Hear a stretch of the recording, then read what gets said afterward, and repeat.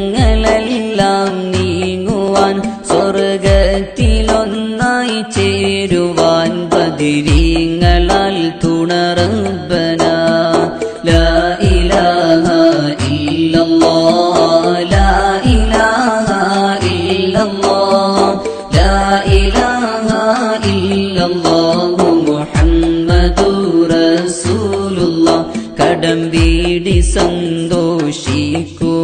കുടുംബങ്ങളിൽ ഗുണം ചെയ്യുവാൻ ഖൈറായ പാതയിൽ നീങ്ങുവാൻ ബദരീങ്ങളാൽ തുണ റബ്ബനാ